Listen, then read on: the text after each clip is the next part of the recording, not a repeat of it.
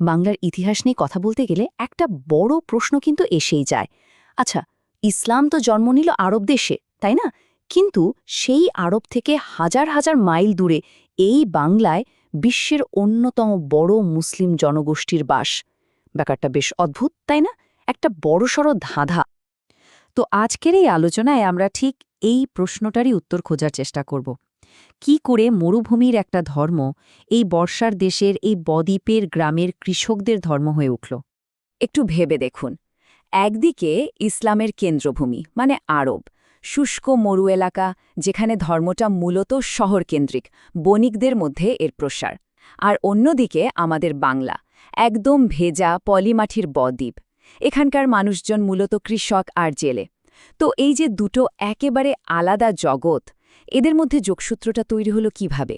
এটাই আমাদের আজকের আলোচনার মূল ফোকাস। এই ঐতিহাসিক রহস্যটা সমাধান করতে আমরা কয়েকটা ধাপে এগোব। প্রথমে ধাঁধাটা ঠিক কি সেটা ভালো করে বুঝব। তারপর এর পেছনে কি কি সম্ভাব্য কারণ থাকতে পারে সেগুলো এক এক করে দেখব। আর সবশেষে একটা সিদ্ধান্তে আসার চেষ্টা করব।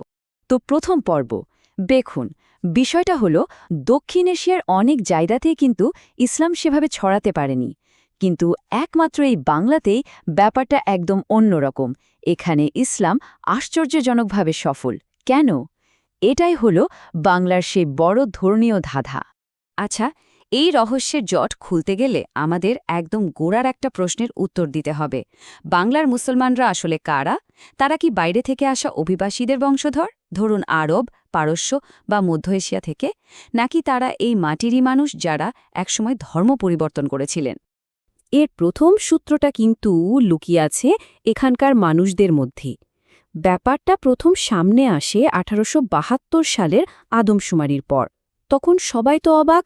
দেখা গেল বাংলায় বিশাল এক মুসলিম জনগোষ্ঠী রয়েছে। এতদিন যে একটা ধারণা ছিল যে এরা হয়তো হাতে গোনা কিছু বিদেশি, সেই ধারণাটা কিন্তু এক ধাক্কায় ভেঙে গেল। আর জানেন, সবচেয়ে ইন্টারেস্টিং ব্যাপার হলো বিজ্ঞানও কিন্তু এই বিতর্কের একটা সমাধান দিয়ে দিয়েছে। মানে ব্রিটিশ আমলে মানুষের শারীরিক গঠন নিয়ে যেসব স্টাডি হয়েছিল, বা ধরুন এখনকার সময়ে ব্লাড গ্রুপ অ্যানালিসিস, সবকিছুই কিন্তু একটাই কথা বলছে। বাংলার মুসলমানদের শারীরিক গঠন বা রক্তের গ্রুপের সাথে পশ্চিম এশিয়া থেকে আসা মানুষদের মিলের চেয়ে এখানকারই স্থানীয় অমুসলিম, বিশেষ করে তথাকথিত নিম্নবর্ণের হিন্দুদের মিল অনেক বেশি। তার মানে কি দাঁড়ালো? এর মানে হলো তারা মূলত এই অঞ্চলেরই মানুষ, যারা পরে ধর্মান্তরিত হয়েছে। তাহলে মূল পয়েন্টটা হলো, সব গবেষণা মিলিয়ে এটা মোটামুটি পরিষ্কার যে বাংলার মুসলিম জনসংখ্যার 10%-এরও কম মানুষের পূর্বপুরুষ হয়তো বাইরে থেকে এসেছিলেন। এর মানে 90%-এরও বেশি মানুষ এখানকারই, তাদের পূর্বপুরুষরা স্থানীয়ভাবে ইসলাম গ্রহণ করেছিলেন। বেশ, তাহলে একটা জিনিস তো পরিষ্কার হলো যে মূল ঘটনাটা ছিল ধর্মান্তর। এখন প্রশ্ন হলো, কেন কেন এত বড় মাপের ধর্মান্তর হলো? এর পেছনে ইতিহাসে কয়েকটা জনপ্রিয় থিওরি বা তত্ত্ব আছে। চলুন সেগুলোকে একটু কাটাছিলা করে দেখা যাক। ইতিহাসে এই ব্যাপক ধর্মান্তরের পেছনে মূলত 3টে থিওরিকে প্রধান সন্দেহভাজন হিসেবে ধরা হয়। তো চলুন আমরা একজন গোয়েন্দার মতো করে এক এক করে প্রত্যেকটা থিওরিকে জেরা করে দেখি কোনটা শেষ পর্যন্ত টেকে। প্রথম তত্ত্বটা খুব কমন। এটাকে বলা হয় তরবারির জোরে ধর্মান্তর তত্ত্ব। মানে মুসলিম শাসকরা জোর করে বা রাজনৈতিক চাপ সৃষ্টি করে লোকাদের ধর্ম পরিবর্তনে বাধ্য করেছিলেন। এটা তো খুব শোনা যায়, তাই না? কিন্তু ডেটা কি বলছে? মজার ব্যাপার হলো, তথ্য প্রমাণ কিন্তু একদম উল্টো কথা বলছে। দেখুন, মুসলিম শাসকদের ক্ষমতার কেন্দ্র কোথায় ছিল? রাজধানী শহরগুলোতে, তাই না? যেমন মুর্শিদাবাদ। কিন্তু ডেটা বলছে ওই সব এলাকার আশেপাশে মুসলিম জনসংখ্যা বরং কম। আর যেখানে মুসলিম জনসংখ্যা সবচেয়ে বেশি, যেমন ধরুন বগুড়া বা রংপুর, সেই জায়গাগুলো ছিল ক্ষমতার কেন্দ্র থেকে অনেক দূরে। তাহলে জোর করে ধর্মান্তর করা হলে তো ক্ষমতার কেন্দ্রের কাছেই মানুষ বেশি মুসলমান হতো, তাই না? তার মানে এই তরবারির তত্ত্বটা এখানে ঠিক খাটছে না। আচ্ছা, তাহলে দ্বিতীয় তত্ত্বটা কি? এটা হলো সামাজিক মুক্তির তত্ত্ব। মানে বলা হয় যে তথাকথিত নিম্ন বর্ণের হিন্দুরা ব্রাহ্মণ্যবাদী বর্ণপ্রথার অত্যাচার থেকে মুক্তি পেতে ইসলামের সাম্যের বাণীর প্রতি আকৃষ্ট হয়েছিলেন। এটা শুনতে কিন্তু বেশ যৌক্তিক মনে হয়, তাই না? কিন্তু এখানেও কিছু সমস্যা আছে।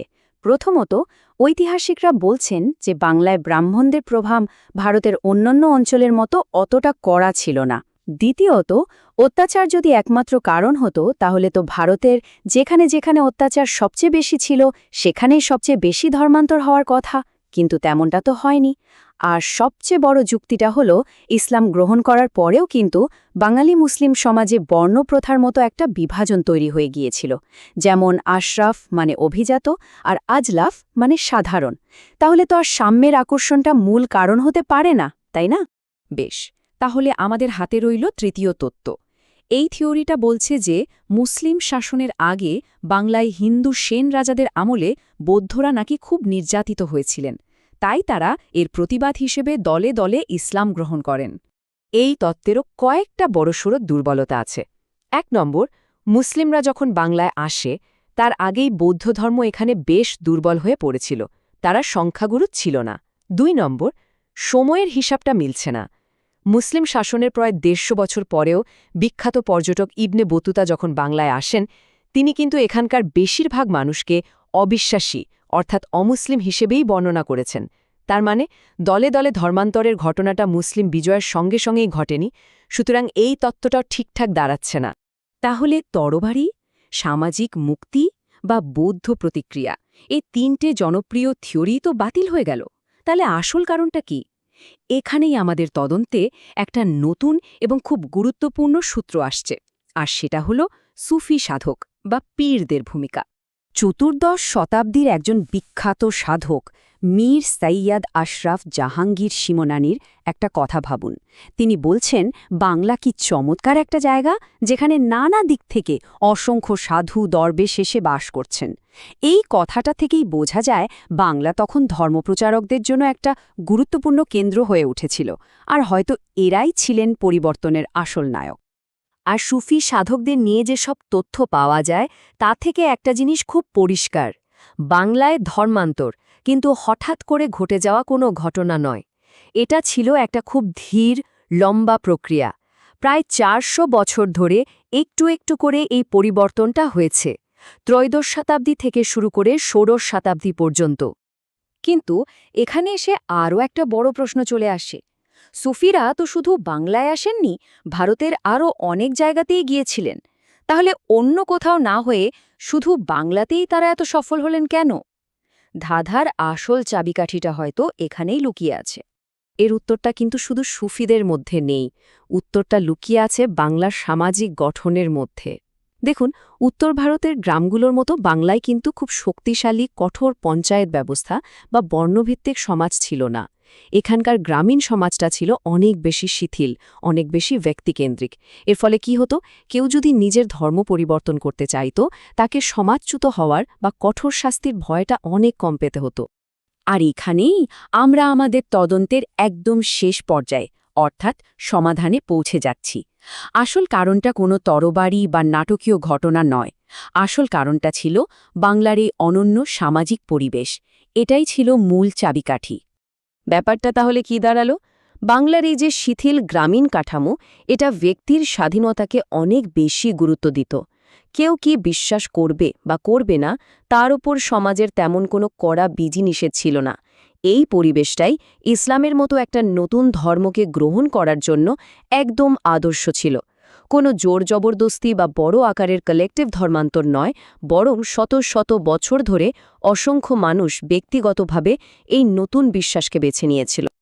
এই পুরো প্রক্রিয়াটাকে এক কথায় বলা যেতে পারে তৃণমূল থেকে ধর্মান্তর।